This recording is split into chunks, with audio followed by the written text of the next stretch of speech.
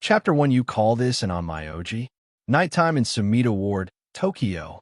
Under a thick layer of dark clouds, the gleaming pinnacle of a 634-meter tower reaches into the sky, like a blazing sword about to slice open the heavens. This is the very top of Tokyo Skytree. Fierce gusts howl through the high altitude, accompanied by the faint sound of someone tearing open hamburger packaging and the muttering complaints of a teenage boy. Ugh, Ria said the target would show up sometime between 5 and 8, but it's already after 7. Couldn't the intel be a bit more precise? We've been waiting here over 2 hours.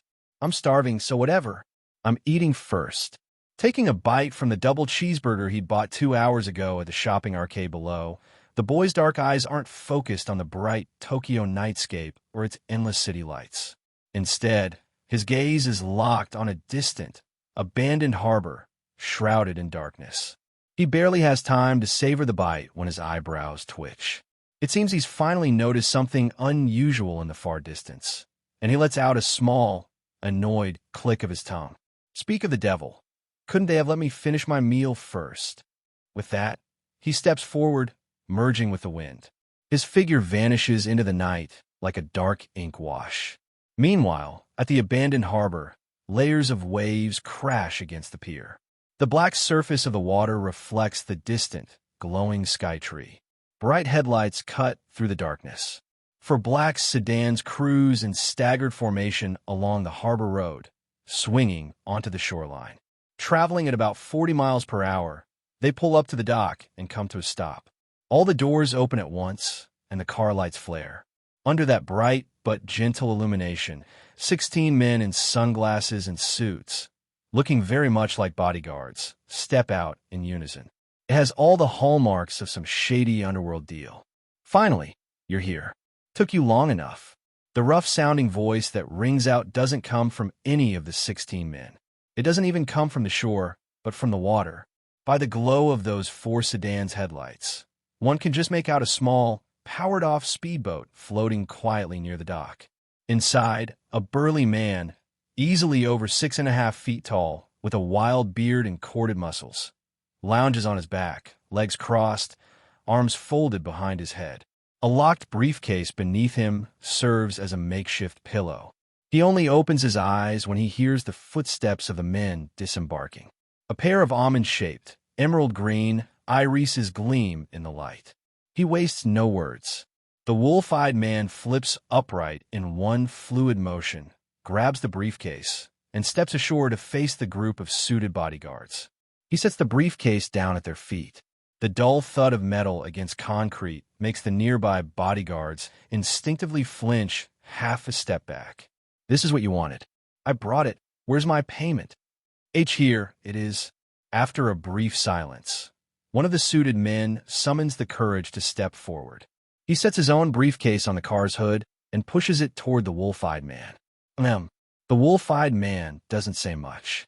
He lifts the lid, and emerald green eyes scan the stacks of 10,000 yen bills neatly arranged inside. Satisfied there are no decoys, he closes it again.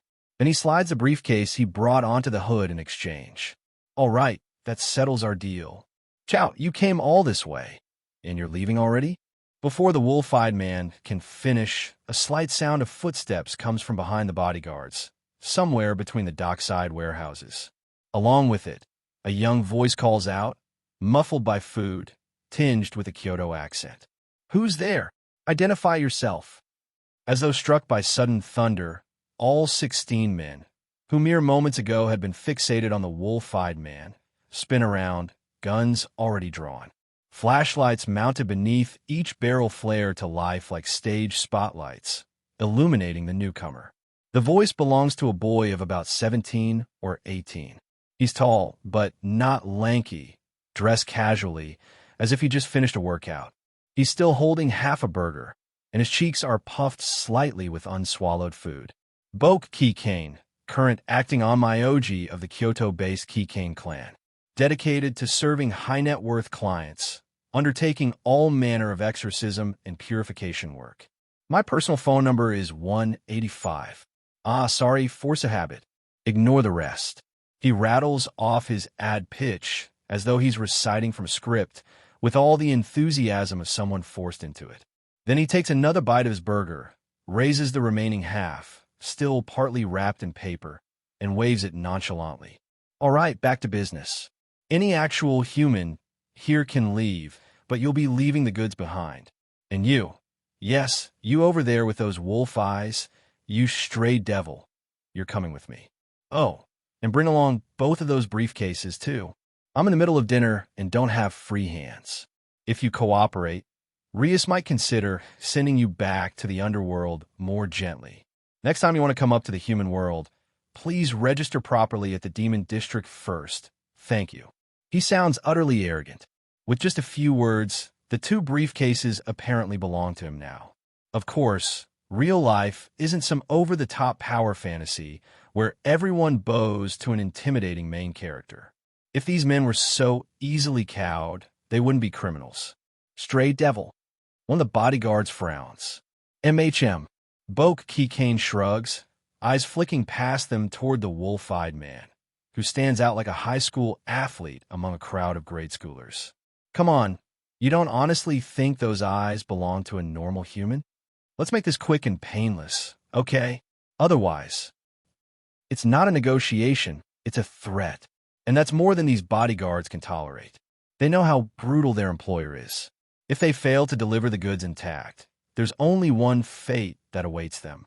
Death. Silence tightens like a vice. The atmosphere crackles with tension. Baka. Idiot. Without warning, one of the bodyguards snaps an insult in Japanese and pulls the trigger. As if on cue, all 16 bodyguards open fire simultaneously. They're just using semi-automatic handguns, but 16 of them firing at once creates a barrage rivaling a submachine gun in a short burst. Tisich, time for some overtime, the boy mutters under his breath, ignoring the hail of bullets raging toward him. He sighs faintly, then stuffs the remaining burger into his mouth. In the next instant, golden spiritual power flares up around him like a tangible blaze. There's no explosive flash. The burger wrapper in his hand incinerates to ash in the blink of an eye. At the same time, the bullets reach him and vanish. To be exact, they melt. A high-speed camera would show each bullet liquefying the moment it nears Boke Keycane, turning into molten iron. Then, in the next breath, that molten iron vaporizes into the air. The boy walks forward step by step, spiritual pressure surging ever higher around him. Logically, temperatures like that would scorch everything in sight. Yet the asphalt under his feet remains perfectly intact, no sign of melting or even softening. The wolf-eyed man grimaces, sweat trickling down his forehead. This level of power, from Namayoji, is that even possible? He knows he can't win in a direct fight. As a stray devil, he's never been in the upper echelons of the underworld. He fled here precisely because his demonic constitution gives him an overwhelming advantage over ordinary humans, making shady business a breeze. Killing, robbery, you name it. But surrender?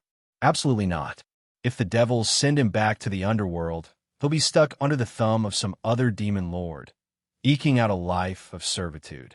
He can't accept that. He can't win, doesn't want to submit. So there's only one choice left. Run. As a wolf-type devil, he's confident in his speed. Buzz, buzz. Just as the wolf-eyed man has that thought, the boy's phone suddenly vibrates. Huh. Boke raises an eyebrow, perplexed. He figures it can't be Rias or Akino-senpai texting. Those two are staking out elsewhere. But they wouldn't message now if they know he's already pinned down the target. Unless he fishes his phone out of his pocket and opens the message. Sure enough, it's from someone else entirely. One-ichan's been home for ages, Nyan. Where are you, Hannah? Aren't you coming back? Cat emoji. M. His lifted brow relaxes, and he taps the mic for speech-to-text. He lifts the phone to his mouth, about to record a reply. Yeah, I'm still out. I'll be back soon, maybe 15 minutes. Also, please don't touch that big delivery box in the living room. It's a new TV, and you already broke the last one. Now's my chance. Seizing the split second while Boke's attention is on his phone, the wolf-eyed man's eyes blaze with renewed determination. Move! Abandoning all civility, he shoves aside the nearest bodyguard. No longer hiding his demonic nature, his face contorts, his nose extending forward, jaw retracting as his entire head morphs into a colossal wolf muzzle.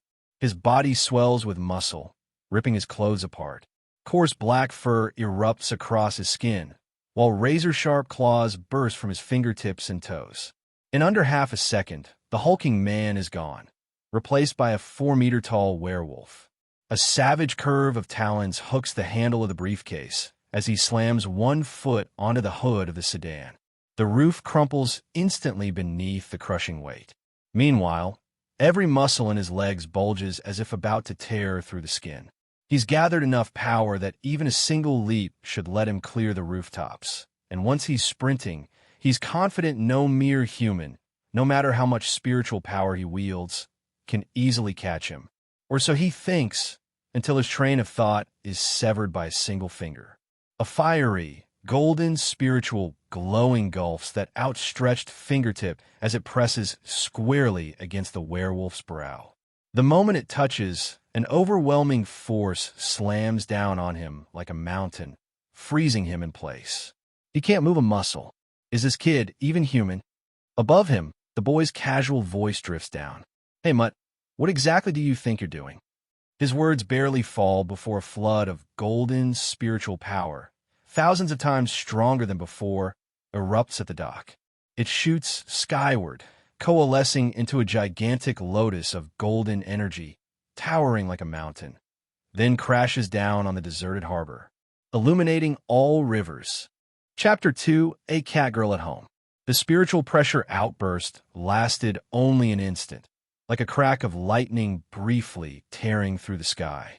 When the towering golden Buddha lotus dispersed, the harbor was still the same dark steel jungle. It was simply missing a few fiends and the henchmen who served them. Phew, job's done. Boke Keycane landed gracefully, did a quick stretch, and strolled over to the black sedan with its completely caved-in roof. From the hood, he retrieved 2 still intact briefcases. He remembered one contained money. As for the other, he hadn't opened it yet, but judging from the conversation between that werewolf and those bodyguards, it was their merchandise. He was curious, but first he needed to inform Rias. Chippy, chippy, choppa choppa. That catchy ringtone prompted Boke, who had just picked up his phone, to raise an eyebrow again. This time, the caller ID showed Rias. How convenient. He tapped to answer. Hey, Rias. I was just about to call you. Before he could finish, a slightly anxious girl's voice came through the line. Boke, are you okay? Aquino, and I just sensed a huge surge of demonic power from your direction. Did you run into the target? MHM, something like that. Don't worry, it's already sorted. Leading with reassurance, Boke Keycane glanced at the 2 briefcases by his feet. I was planning to bring him back alive, but some people just won't cooperate, so I had to get a bit rough. Anyway, it's all taken care of, and I picked up their trade goods, too. Trade goods? What were they? No idea. I haven't checked yet, but wedging the phone between his cheek and shoulder, Boke lifted the briefcase that supposedly held the traded item, tapping the shell lightly with his knuckle. It's giving off a bit of spiritual power, faint but definitely there. It doesn't feel natural, like something's sealed inside. Should I open it? Seal, huh? Rias seemed to hesitate momentarily, then made a quick decision. Better not. Let's keep it as is for now and talk at school tomorrow. We don't know what they were trading. If it's some dangerous creature from the underworld and we break the seal by accident, that'd be a mess. Works for me. I'll bring it to the club tomorrow afternoon so we can open it together and see what's inside. He was about to end the call, but paused for a moment and added, Oh, one more thing about the money. Yeah. I'll transfer the commission for this job to your account in a minute. Rias interrupted breezily, as though she'd already anticipated his request. Then curiosity crept into her voice. But we've worked together a lot. Why the rush this time? You short on cash?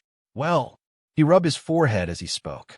I was doing fine until my freeloading cat trashed the TV in my bedroom a few days ago. My game console was hooked up to it, so... sorry to hear that. Anyway, I'll wire you the payment in a moment. Okay then. See you tomorrow. Tomorrow it is. 10 minutes later, in an apartment building in Chuo Ward, Tokyo. Ding dong. With the elevator's pleasant chime, the doors slid open onto the hallway. Boke stepped out, a briefcase in each hand. Chuo Ward is some of the priciest real estate in Tokyo. Even a cramped studio of 400 or 500 square feet can fetch a sky-high price, and typically an entire floor might house 4, 5, or even more units sharing a single elevator. But the building where Boke Kikane lived had only 2 doors per floor, 2 units per elevator bank. That meant more space, more quiet, and a price tag that soared proportionally. It was similar to the high-end condo you might see some refined anime heroine living in, essentially a luxury residence. Turning right from the elevator, he arrived at his door. Because both hands were full, he had to set the briefcases down before fishing out his keys.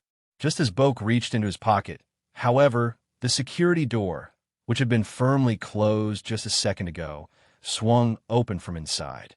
A shapely figure pounced out like a sprinter off the blocks, colliding with him right there in the hallway. "Welcome home. Thanks for opening the door, Kuroka. But can we at least go inside first? If the neighbors see us like this, it'll be awkward." Boke seemed to have expected this greeting. He gently patted the back of the kimono-clad girl who was nuzzling him and sniffing him head to toe. Well, girl might be misleading. She did look like a youthful 18-year-old, but her front-mounted weaponry was on a whole different level than your average teen. Add the furry cat ears perched atop her head, and the tail flicking under her kimono, and you couldn't help thinking of a classic Nikomata. Neighbors? Didn't know he even had any. I've never seen them. Like a wife excitedly welcoming her husband home late at night, Kuroka took a long whiff to confirm he didn't smell of any other woman. Satisfied, she ran her tongue over her lips, dropped back on her bare feet, and released him. "Anyway, now that you're back, do you want dinner or a shower?" "Already ate. I'm taking a shower." Without delay, Boke grabbed the briefcases, stepped inside, changed into indoor shoes, set the cases on the dining table, and headed straight for the bathroom, ignoring Kuroka's eager expression. Huh, he really did just go straight to take a bath. Foiled, Kuroka blinked in surprise. She wasn't too discouraged, though, and her gaze soon fell on the 2 briefcases sitting on the table. Tapping her index finger against her lips, the cat-eared girl leaned forward and inspected them, asking, "Boke, what's in these boxes?" "Tonight's unexpected haul. One of them's money. The other has something sealed inside. Haven't opened it yet." "Don't touch it." His voice echoed out of the bathroom, accompanied by the sound of water filling the tub. "Oh." Kuroka's eyes flickered. "Oh, right. About that new TV you mentioned in your text. I moved it into your bedroom." "Thanks. I'll take it back out later." "Huh? Why? Didn't you always keep the TV in the bedroom?" "Yeah, and you fried the last one." With the bathroom door open, their conversation reverberated clearly. Kuroka pouted. "It's not all my fault. You were playing some horror game in the middle of that. The ghost popped up so close and startled me. Plus you went, deeper. I just lost control for a second." Noting the tub was nearly full, Boke turned off the faucet and slipped in, letting out a contented sigh as the warm water rose to his chest. "I'm not blaming you. I just figured the bed and TV stand were too close. If I put the TV in the living room, then there's a couch between it and you, so hopefully no more spraying the outlet next time." "Oh, really?" She gave a soft huff. Even though he'd basically forgiven her, for some reason she felt like she'd just been issued a new challenge. It's just 2 or 3 extra meters compared to the bedroom. She'd show him next time. As Kuroka daydreamed about her comeback, her gaze drifted back to the 2 briefcases on the table. "Right," Boke said one was sealed. He also said not to mess with it, but she was a cat. You can't expect a simple warning to overpower feline curiosity. After a brief moment of checking for any signs of danger, the cat-eared girl carefully undid the latch and opened the case. Inside, resting in a small recess lined with red silk, lay a shriveled, purple-black finger wrapped in countless talismans. What the heck had he brought home this time? Chapter 3 Time to eat big sis? You could say calling this cat shameless is never an exaggeration. 10 minutes later, when Boke Kikane finished his shower and stepped out of the bathroom with a towel around his neck, he turned to see a certain cat-eared girl at the dining table. She'd already opened the briefcase that contained the sealed item and was sitting there, holding the dried, purple-black finger wrapped in talismans, rotating it back and forth under the overhead light. "Hey, Boke, check this out. Looks like one of those on my OG thingies, right?" "Hand it over." He had, of course, told Kuroka not to open the case before he went into the bathroom. But Boke knew full well that a simple warning would never curb her curiosity. So he wasn't at all surprised by the sight that greeted him. He walked over and sat beside her at the table. But Kuroka didn't pass him the sealed object right away. Instead, she climbed fully onto his lap.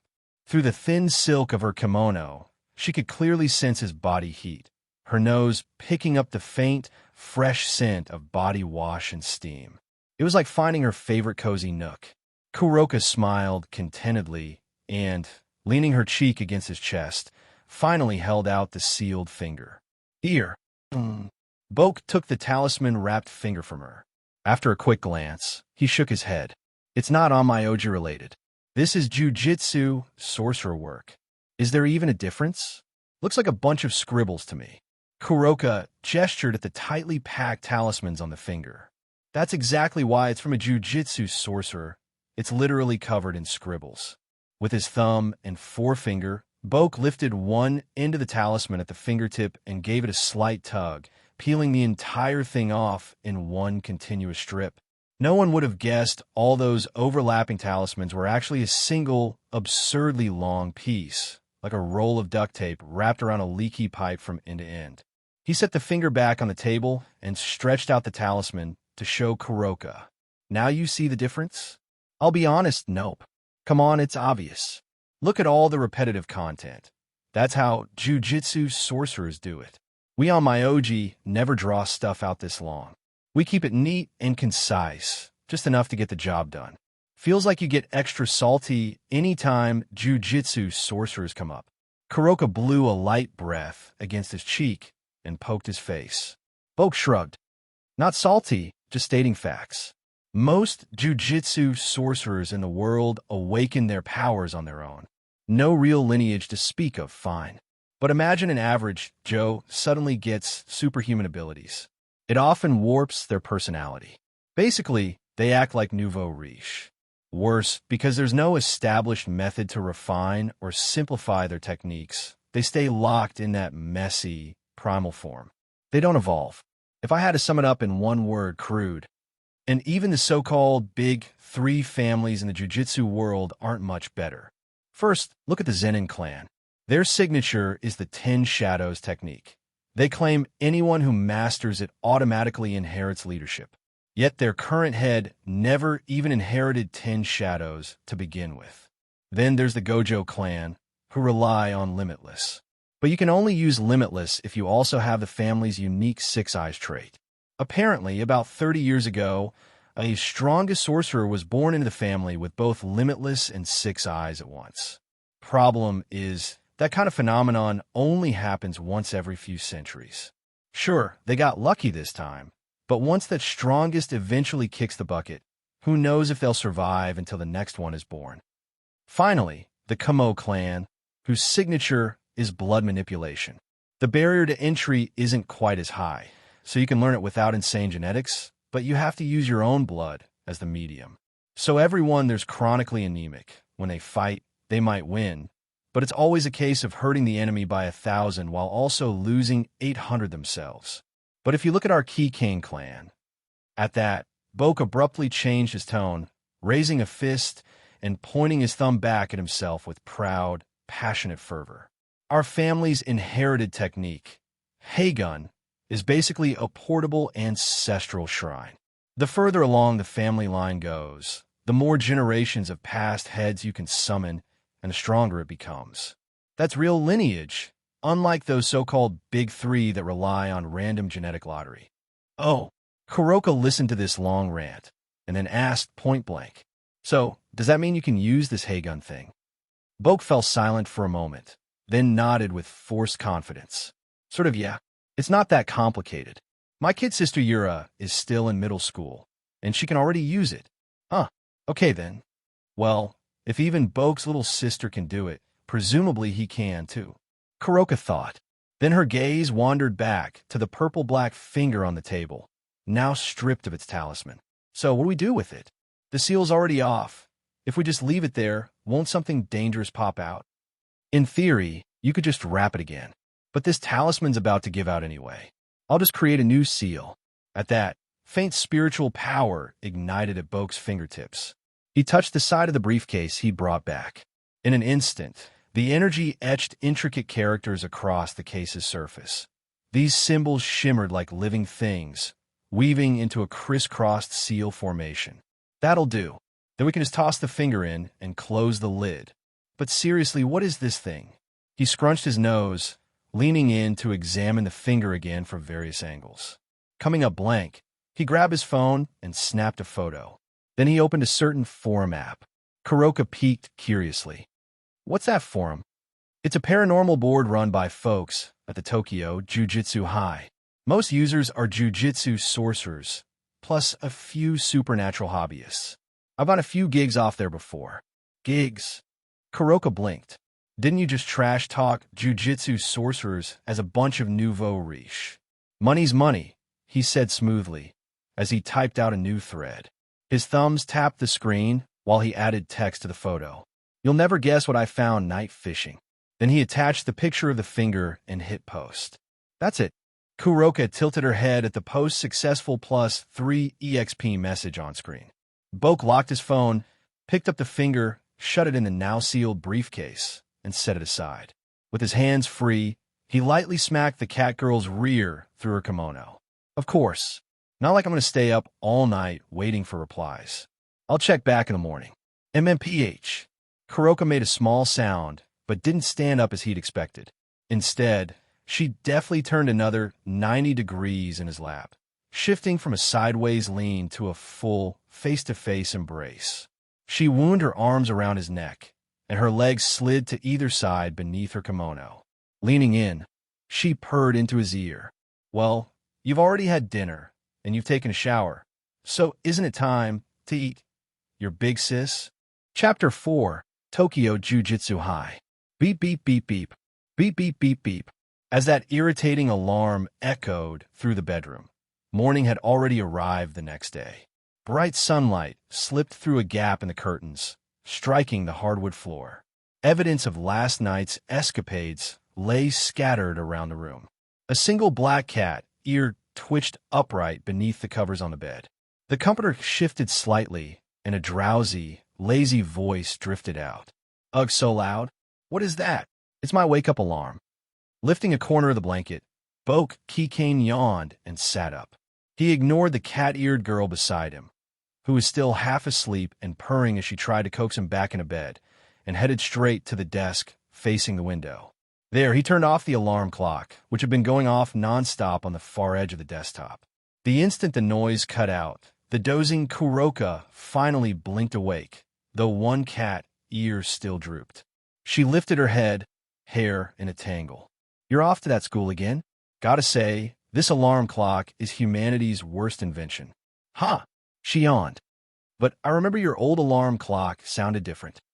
I had to replace it, Boke replied, removing his hand from the clock and glancing back at the cat-eared girl, who was now propping herself up, her more than ample figure partly revealed by the rumpled blanket. The last one was on the bedside table. You punched it and broke it. Well, it scared me. One moment I was fast asleep. Next thing I knew, it was screaming right by my ear. I nearly died of fright. Kuroka's gaze wandered as she tried to defend herself, but her voice held no real conviction. Boke shrugged faintly. Hence why this time I put the alarm clock on the desk. Out of reach. Kuroka puffed out her cheeks, clearly wanting to gripe that alarm clocks are evil. But her grumbles died in her throat the moment she took a good look at him. Sunlight from the window poured onto Boke, outlining a physique that was lean yet undeniably toned. What's wrong? He frowned curiously when she went quiet all of a sudden. Kuroka kept staring. Her lips parted slightly, her voice soft. You're turned on. Nope, doesn't matter if I am. There's no time for that. Maybe tonight. Boke shook his head, bending down to pick up the clothes strewn across the floor. Then he added, besides, Last night we went at it till we both passed out. Even a yokai's body has to need some rest. No point overdoing it first thing in the morning. Every time I hear a human telling a yokai not to overdo it, I get this weird sense of role reversal. Watching Bo gather their scattered clothing, Kuroka pushed aside the covers and sat up. She was stark naked and didn't seem to care. Suddenly, she flung the blanket away, sprang off the bed, and pounced on him from behind, clinging to him like a determined octopus. Her full weight didn't seem to faze him in the slightest, as if he'd fully anticipated it. With their skin pressed intimately together, Boke turned his head and grazed his nose against her cheek. "You want to maybe put some clothes on first?" "Nope, I'm at home, and nobody else can see me anyway." She swayed side to side, humming in playful defiance. Her plan was simple. She'd gotten a bit excited upon waking, and while she could use yokai magic to clear her head, she much preferred getting Boke worked up too. If he got aroused enough to skip school, they could spend all day lost in each other's arms. A win-win, right? Too bad it didn't work. 20 minutes later, Boke Kane, clean-shaven, hair still damp, sat at the dining table in the living room. Right beside him sat Kuroka, now forcibly dressed in a kimono, wearing a sullen expression. They were having sandwiches and milk for breakfast. Boke's sandwich had bacon and eggs. Kuroka's, being a cat yokai fond of fish, was loaded with sardines and bacon. "By the way," she mumbled between bites, "did anybody respond to that post you made last night?" Despite being made to wear clothes for modesty's sake, Kuroka still couldn't behave. Beneath the table, her bare feet swung back and forth, sneaking taps against Boke's calf. "Let's see." He set down his glass of hot milk. Then he reached under the hem of her kimono and gave a swift, precise tap that made her straighten up, momentarily paralyzed. Only then did he pull out his phone to log into the forum. Sure enough, the thread he'd posted the previous night had attracted plenty of replies. Some were just random memes like 6 out of 10. Some asked who even asked. The rest questioned whether it was a joke or a prank prop. "Oh, that's weird." He scrolled through the screen, chewing slowly on his sandwich. By this point, Kuroka had mostly recovered from her brief jolt. Face a little flushed, she leaned closer. "Weird how? I can't say it's a problem, exactly." He shook his head pensively. Although Tokyo Jiu-Jitsu High had set up this paranormal forum, it was also open to anyone. Regular people, especially ghost hunting enthusiasts, used it as a public board. The school's real goal was to monitor paranormal events across Japan with the help of user posts, kind of a crowdsourced early warning system.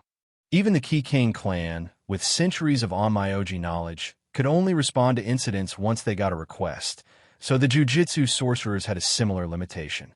They couldn't just comb the entire country day and night. That didn't mean no pros ever replied to suspicious threads, though.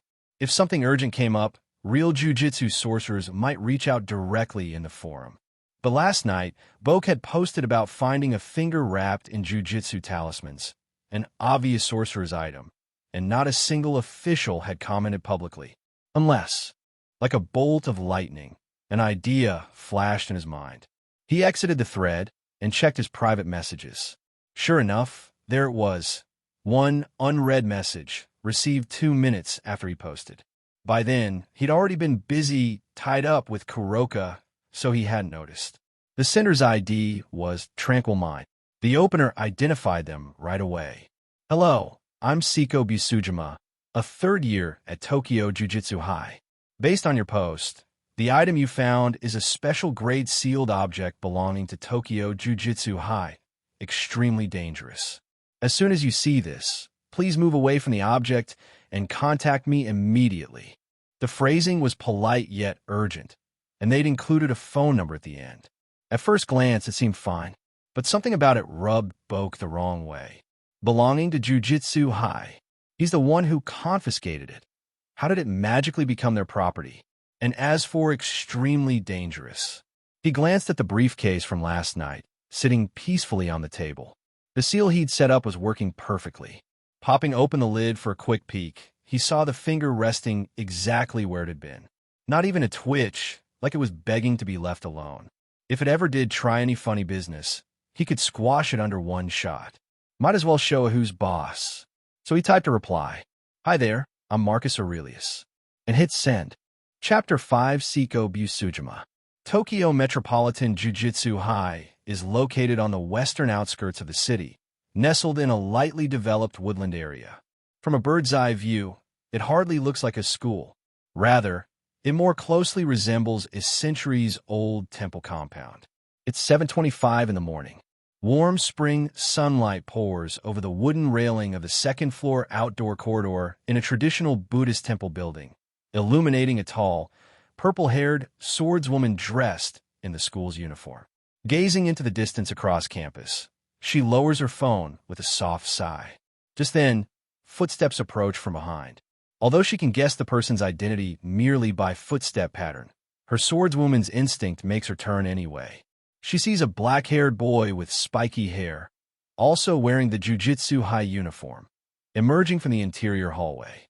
Behind him is another student, seemingly an athlete type, with half of his hair dyed a wine-red hue and the other half its natural black. Beneath each eye, faint lines curve, almost like a pair of closed extra eyes. Their gazes meet in midair. The spiky-haired boy lifts a hand in greeting. Morning, Busujima-senpai. Fushiguro and Seiko Busujima nods slightly, then focuses on the dyed athlete behind him. Oh, hi, senpai. I'm Yuji Itadori. I'm in the same class as Fushiguro. The athletic boy rubs the back of his head, flashing a friendly grin. Nice to meet you. Seiko smiles politely. She remembers him. Just a couple days ago, Satoru Gojo brought him in. Supposedly, he's the only person so far who has survived eating one of Ryman Sukuna's fingers, retaining both his life and his own consciousness. Impressive, sure, but it doesn't really concern her. While most classes at Jiu-Jitsu High form small action teams of 3, Seiko has flown solo since enrollment. She finishes missions without backup, so getting chummy with an underclassman feels pointless, just an added social hassle. With introductions at an end, conversation ceases. Silence settles over the hallway. After a few seconds, Megumi Fushiguro breaks the stillness. Senpai, you seemed worried just now. Did something happen? You could say that. Since he asked directly, Seiko Busujima shakes her head and unlocks her phone again, switching to a forum page. Remember that post on the forum last night? Someone claimed they found Sukuna's finger while out night fishing. Yeah, I remember. Weren't you the first to contact them? Did you manage to recover it? Megumi asks quickly. Unfortunately, no. Seiko shakes her head again. Just as she's about to show her message history, Yuji Itadori leans in, looking curious. Sukuna's finger? That's the thing I ate, right? Indeed, she replies calmly, glancing at him. Gojo-sensei should have told you there are 20 of Sukuna's fingers total. The Jiu-Jitsu Association has custody of 6. The one you swallowed was just one among those 20. Right, I know. Yuji nods, only for Megumi Fushiguro to push him aside, his tone urgent. So what's the situation now? They all know how dangerous even a single one of Ryman Sukuna's fingers can be. Once unsealed, it can attract swarms of curses within a several-mile radius. Megumi's mind flashes to the night he first met Yuji. In less than half an hour after the seal broke, the entire school was overrun with curses. But Seiko-senpai says the finger hasn't been recovered, and that was last night's post. Judging by the photo, the finger appeared unsealed. A whole night has passed without any jiu-jitsu sorcerer securing it. He doesn't want to imagine the result.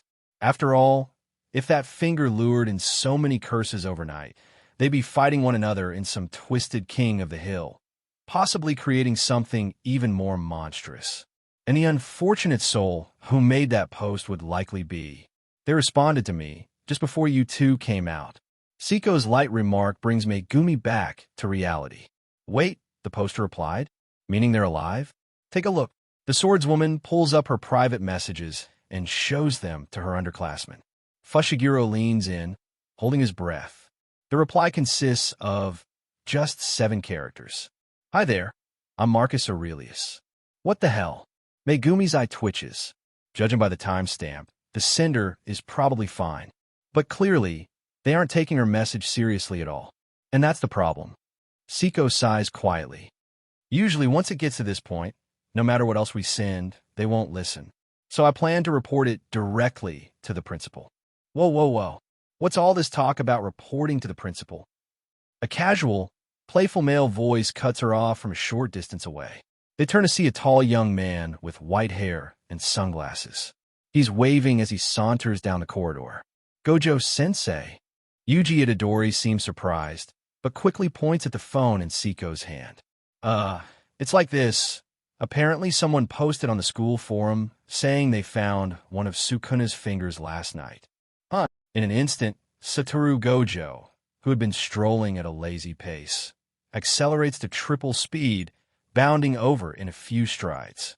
Taking Seiko's phone, he glances through the chat log and lets out a small, looks like they're alive, sure, but they're ignoring our warnings. Good thing the forum's got a few backdoors for this scenario. Backdoors. Remember that ID verification when you registered for the forum? That's standard for everyone, but you students and any staff from Jujutsu High go through an extra step which grants you temporary admin rights under certain conditions. Basically, you can see the real ID info for other users. Megumi frowns. Isn't that, well, not so nice, to put it bluntly? Yeah, you could spin it that way. But come on, it's kind of wild that somebody spent the whole night with one of Sukuna's fingers and didn't end up in a crisis. Gojo types away on the phone while talking, halfway marveling at the situation. Before long, a notice pops up, admin access granted. He taps on the user's profile picture in the chat, revealing personal details that had previously been hidden. Gojo scans each line and abruptly freezes. After a long moment, he clicks his tongue quietly. What is it? Itadori tries to peer over his shoulder, but Gojo blocks him with a palm. Then, returning the phone to Seiko, the white-haired teacher's usual carefree smile resurfaces. He waves a hand dismissively. Walt, we got their info. Looks like they're a student at Kuo Academy. Busujima, after classes, Chapter 6, the school nurse, is the best.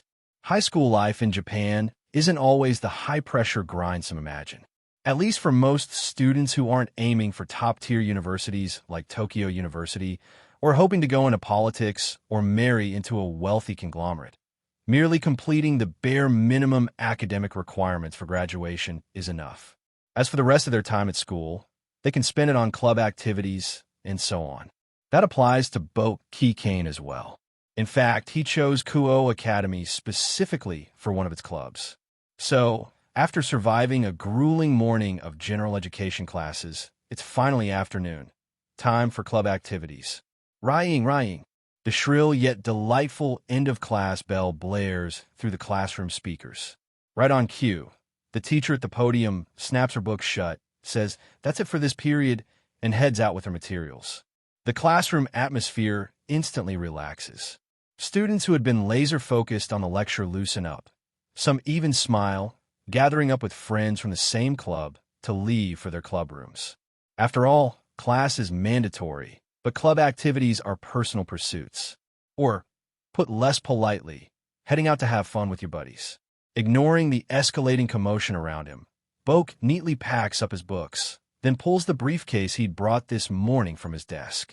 Standing up, he makes for the classroom door.